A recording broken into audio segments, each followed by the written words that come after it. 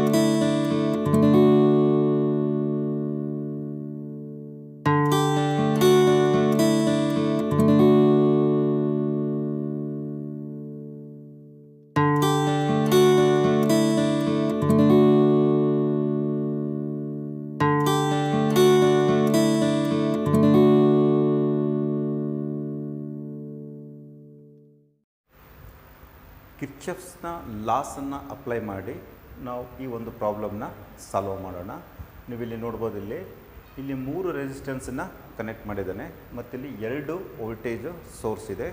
So ಈ ಒಂದು ಸರ್ಕ್ಯೂಟಲ್ಲಿ ಏನು ಕೇಳ್ತಾ ಇದ್ದಾರೆ ಅಂದರೆ ಅವನು find out I1, I2 and I3 flowing through the resistors R1, R2 and R3 respectively. So ಇಲ್ಲಿ R1, R2 ಮತ್ತು R3ದಲ್ಲಿ ಫ್ಲೋ ಆಗ್ತಕ್ಕಂಥ ಕರೆಂಟು I1, I2 ಮತ್ತು I3ನ ಫೈಂಡ್ ಔಟ್ ಮಾಡಂತ ಹೇಳಿದ್ದಾನೆ. ಸೊ ಮೊದಲನೇದಾಗಿ ನಾವೇನು ಮಾಡೋಣ, ಈ ಒಂದು ಸರ್ಕ್ಯೂಟಿಗೆ ಕಿರ್ಚಾಫ್ಸ್ ಕರೆಂಟ್ ಲಾನ ಅಪ್ಲೈ ಮಾಡೋಣ. Applying Kirchhoff's current law in current entering and leaving point B. So ಈ ಪಾಯಿಂಟ್ ಬಿದಲ್ಲಿ ಏನಾಗ್ತಾ ಇದೆ, ಕರೆಂಟು ಎಂಟರ್ ಆಗ್ತಾ ಇದೆ. ಸೊ ಮತ್ತೇನಾಗ್ತಾ ಇದೆ, ಲೀವ್ ಆಗ್ತಾ ಇದೆ. ಸೊ ಈ ಒಂದು ಪಾಯಿಂಟಿಗೆ ನಾವು KCLನ ಅಪ್ಲೈ ಮಾಡೋಣ. ಈಗ ನೋಡ್ಬೋದು, ಇಲ್ಲಿ I3 = I1 + I2. ಸೊ ಇದನ್ನು ನಾವು ಇಕ್ವೇಷನ್ನು 1 ಅಂತೇಳಿ ತಗೊಳ್ಳೋಣ. ಸೊ ಅದೇ ರೀತಿಯಾಗಿ ನಮಗಿಲ್ಲಿ ಇವಾಗ ಇಲ್ಲಿ 2 ಲೂಪ್ ಇದೆ. ಇಲ್ಲಿ ಲೂಪ್ 1 ಮತ್ತೇನಿದೆ, ಇಲ್ಲಿ ಲೂಪು 2 ಇದೆ.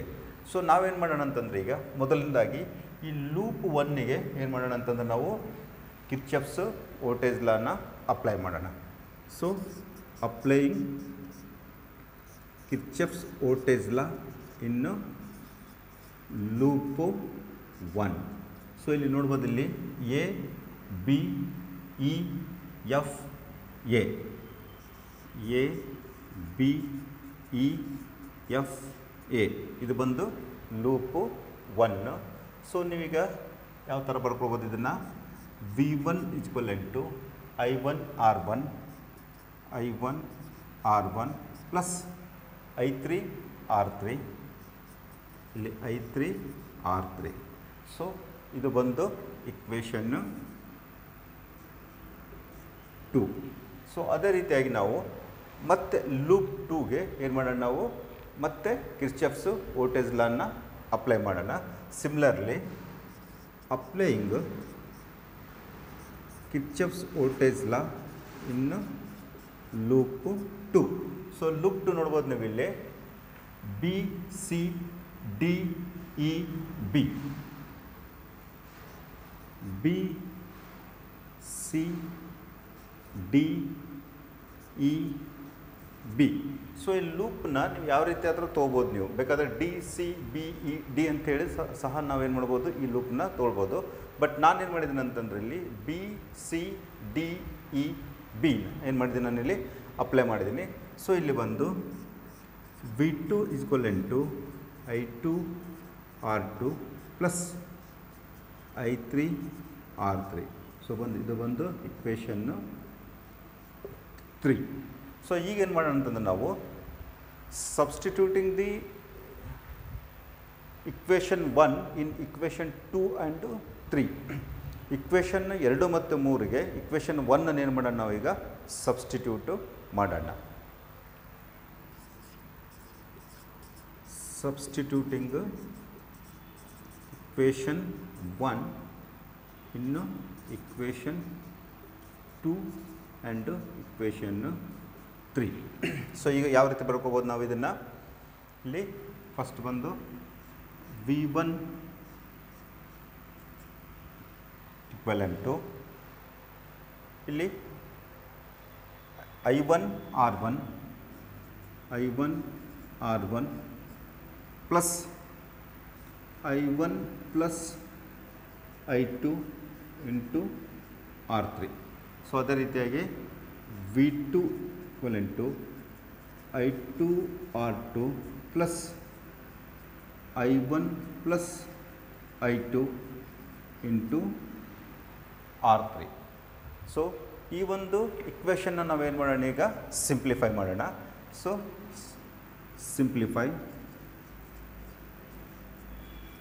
ಸಿಂಪ್ಲಿಫೈ ಇಲ್ಲಿ V1 equivalent to I1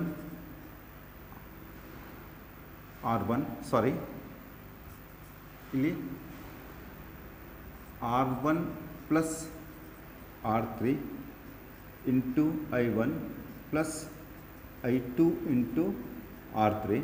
so ಅದೇ ರೀತಿಯಾಗಿ ಇಲ್ಲಿ V2 is equivalent to R2 plus R3 into I2 plus I1 into R3.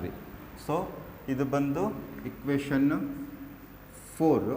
Next ಇದು ಬಂದು ಇಕ್ವೇಷನ್ 5. ಈಗೇನು ಮಾಡೋಣ ಅಂತಂದ್ರೆ ನಾವು ಇಕ್ವೇಷನ್ 4 ಮತ್ತು 5ಗೆ V1 V2 R1 R2 R3 ವ್ಯಾಲ್ಯೂಸ್ನ ಏನು ಮಾಡೋಣ ನಾವು ಅಲ್ಲಿ ಸಬ್ಸ್ಟಿಟ್ಯೂಟ್ ಮಾಡೋಣ. So substituting the values V1 V2 and R1 R2 R3 in values 4 and equation 4 and 5. equation 4 ಮತ್ತು 5 ನಾವೇನು ಮಾಡೋಣ, V1 V2 R1 R2 R3 ವ್ಯಾಲ್ಯೂಸ್ನ ಏನು ಮಾಡೋಣ ನಾವಲ್ಲಿ ಸಬ್ಸ್ಟಿಟ್ಯೂಟ್ ಮಾಡೋಣ. ಸೊ ಇಲ್ಲಿ ಮೊದಲನೇದಾಗಿ ಏನಿದೆ ಇಲ್ಲಿ V1. ಸೊ ಇಲ್ಲಿ V1 ಅಂತಂದರೆ ಎಷ್ಟಿದೆ ನಮಗಿಲ್ಲಿ, ಸೊ ಇಲ್ಲಿ ನೋಡ್ಬೋದು ನೀವು, ಇಲ್ಲಿ V1 ಬಂದು 12 ವೋಲ್ಟ್ಸ್ ಇದೆ, V2 ಬಂದು 6 ವೋಲ್ಟ್ಸ್ ಇದೆ, ಇಲ್ಲಿ R1 ಬಂದು 8 ಓಮ್ಸ್ ಇದೆ, R2 ಬಂದು 4 ಓಮ್ಸ್ ಇದೆ, ಮತ್ತು ಇಲ್ಲಿ R3 ಬಂದು ಎಷ್ಟಿದೆ ನಮಗಿಲ್ಲಿ 2 ಓಮ್ಸ್ ಇದೆ. ಸೊ ಈ ವ್ಯಾಲ್ಯೂಸ್ನ ಏನು ಮಾಡೋಣ ನಾವೀಗ ಇಲ್ಲಿ ಸಬ್ಸ್ಟಿಟ್ಯೂಟ್ ಮಾಡೋಣ. ಮೊದಲನೇದಾಗಿ ಇಲ್ಲಿ V1. ಸೊ V1 ಅಂದರೆ ಎಷ್ಟಿದೆ ನಮಗಿಲ್ಲಿ 12 ವೋಲ್ಟ್ಸ್. ಸೊ ಇಲ್ಲಿ 12 is equivalent to R1 plus R3. So ಇಲ್ಲಿ R1 ಬಂದು 8 ಓಮ್ಸ್ ಇದೆ, R3 ಬಂದು ಏನಿದೆ ನಮಗಿಲ್ಲಿ 2 ಓಮ್ಸ್ ಇದೆ. ಅಂದರೆ ಇಲ್ಲಿ 8 ಪ್ಲಸ್ 2 ಏನಾಗುತ್ತೆ ನಮಗಿಲ್ಲಿ 10. ಸೊ ಇಲ್ಲಿ ಏನಾಗುತ್ತೆ ನಮಗಿಲ್ಲಿ 10 I1 ಪ್ಲಸ್ ಇಲ್ಲಿ R3 ಎಷ್ಟಿದೆ ನಮಗಿಲ್ಲಿ 2 ಓಮ್ಸ್ ಇದೆ, ಅಂದರೆ ಏನಾಗುತ್ತೆ ನಮಗಿಲ್ಲಿ 2 I2 ಆಗುತ್ತೆ. ಸೊ ಅದೇ ರೀತಿಯಾಗಿ ನಮಗಿಲ್ಲಿ ಇಕ್ವೇಷನ್ 5ಗೆ ವ್ಯಾಲ್ಯೂಸ್ನ ಏನು ಮಾಡೋಣ ನಾವಲ್ಲಿ ಸಬ್ಸ್ಟಿಟ್ಯೂಟ್ ಮಾಡೋಣ. ಸೊ V2 ಬಂದು ನಮಗೆ ಎಷ್ಟಿದೆ ಇಲ್ಲಿ 6 ವೋಲ್ಟ್ಸ್ ಇದೆ. ಸೊ ಇಲ್ಲಿ 6 is equivalent to ಎಷ್ಟಾಗುತ್ತೆ ನಮಗಿಲ್ಲಿ R2 ಪ್ಲಸ್ R3.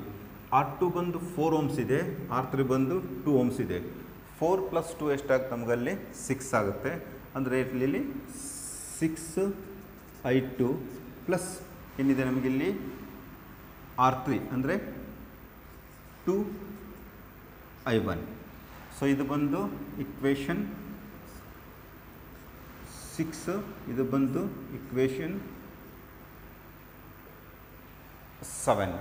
ಸೊ ಈಗ ಏನು ಮಾಡೋಣ ನಾವು ಫರ್ದರ್ ಏನು ಮಾಡೋಣ, ಈ ಒಂದು ಇಕ್ವೇಷನ್ ಏನು ಮಾಡೋಣ ನಾವು ಇಲ್ಲಿ ಸಿಂಪ್ಲಿಫೈ ಮಾಡೋಣ. Further simplifying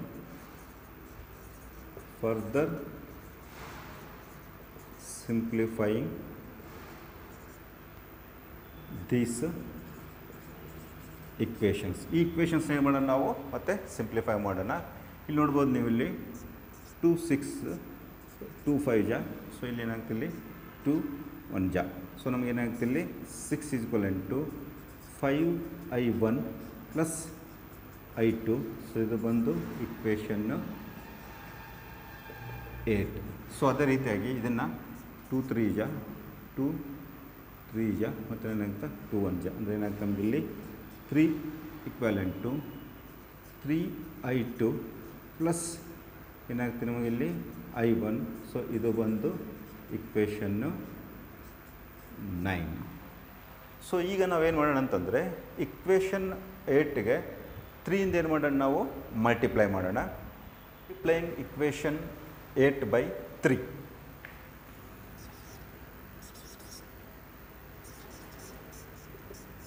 multiplying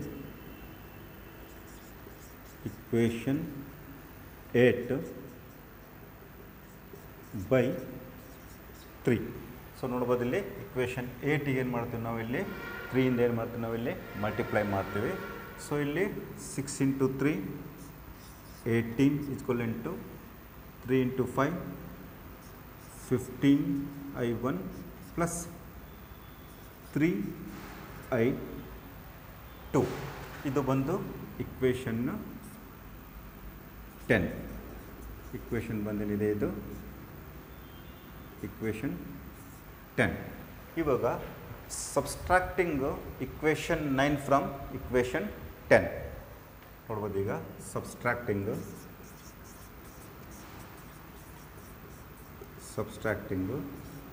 equation 9 from equation 10.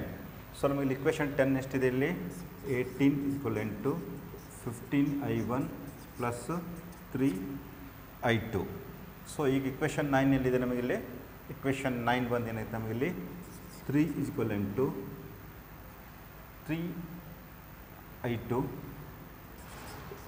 3i2 plus i1. ಇದನ್ನೇನು ಮಾಡೋಣ ನಾವಿಲ್ಲಿ ಸಬ್ಸ್ಟ್ರಾಕ್ಟ್ ಮಾಡೋಣ. ಸೊ ಇಲ್ಲಿ ಎಷ್ಟು ಬರುತ್ತೆ ನಮಗೆ ಇಲ್ಲಿ 15 = ಇಲ್ಲಿ 3i2 ಏನಾಗುತ್ತೆ ಅಲ್ಲಿ ಕ್ಯಾನ್ಸಲ್ ಆಗುತ್ತೆ. ಇಲ್ಲಿ 15i1 ಮೈನಸ್ i1 ಅಂದರೆ ಎಷ್ಟಾಗುತ್ತೆ ನಮಗೆ ಇಲ್ಲಿ 14i1. ಸೊ ಈಗ i1 = 15/14.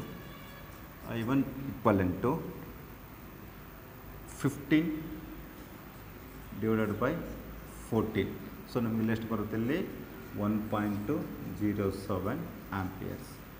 ಸೊ ಇಲ್ಲಿ i1 ಬಂದು ನಮಗೆ ಎಷ್ಟು ಬರುತ್ತೆ ನಮಗೆ ಇಲ್ಲಿ 1.07 ಆಂಪಿಯರ್ಸ್ ಬರುತ್ತೆ.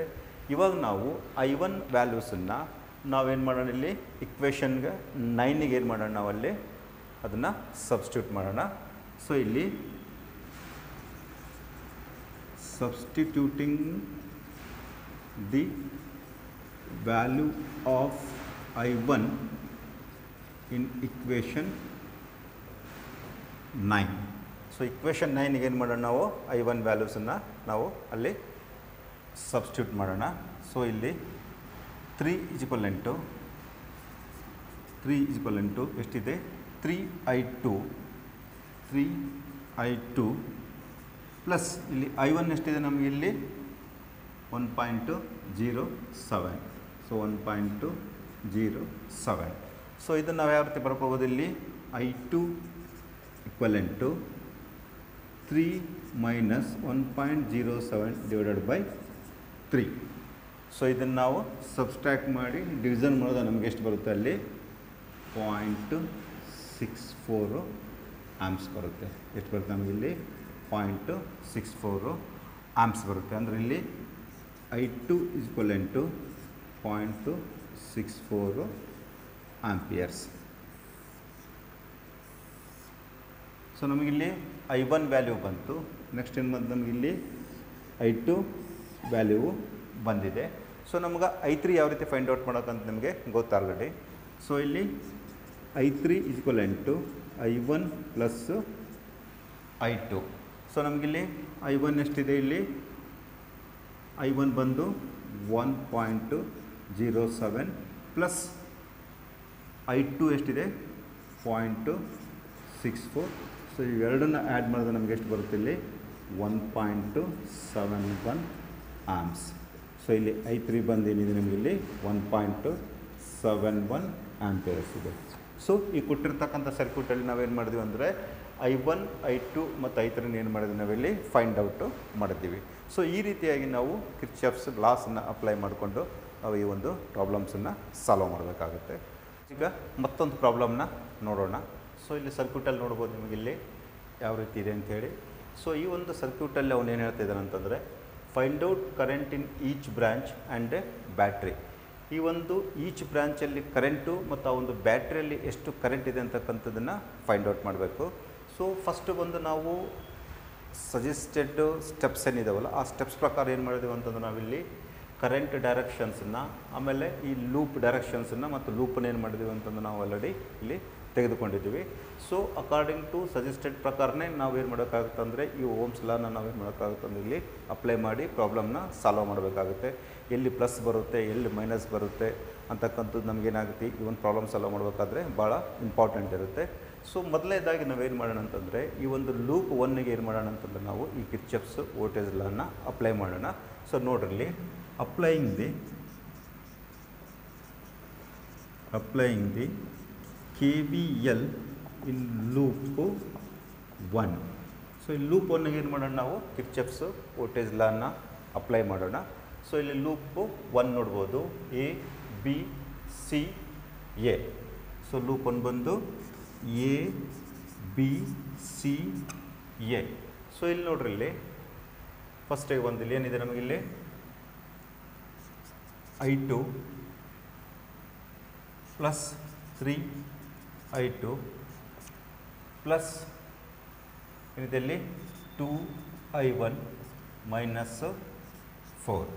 ಸೊ ಇಲ್ಲಿ ನಮಗೆ 3I2 ಪ್ಲಸ್ I2. ಸೊ ಫಸ್ಟಿಗೆ ಬಂದು ಏನು ಮಾಡೋಣ ನಾವಿಲ್ಲಿ 2I1 plus 3I2 plus I2 ಎಷ್ಟಾಗ್ತದೆ ನಮಗಿಲ್ಲಿ 4I2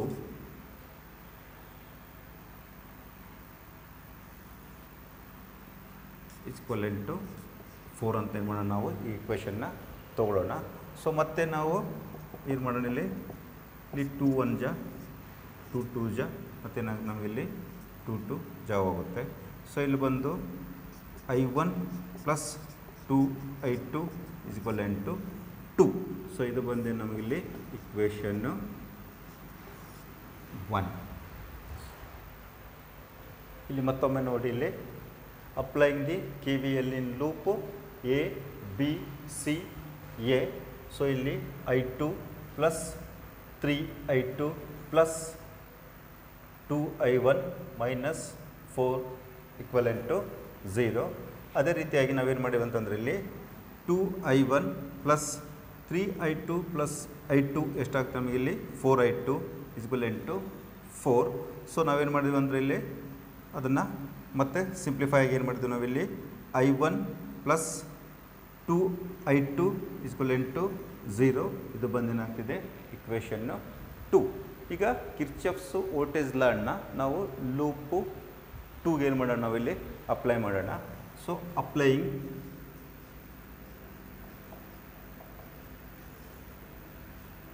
KVL ಇನ್ loop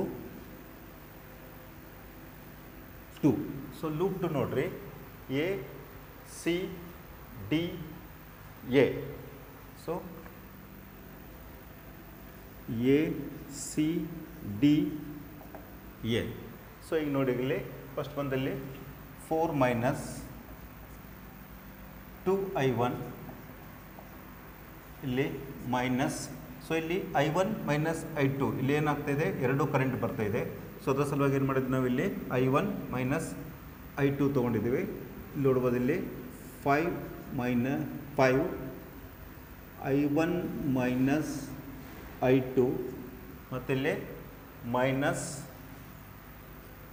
4 I1 minus I2 I1 minus I2 equivalent 0.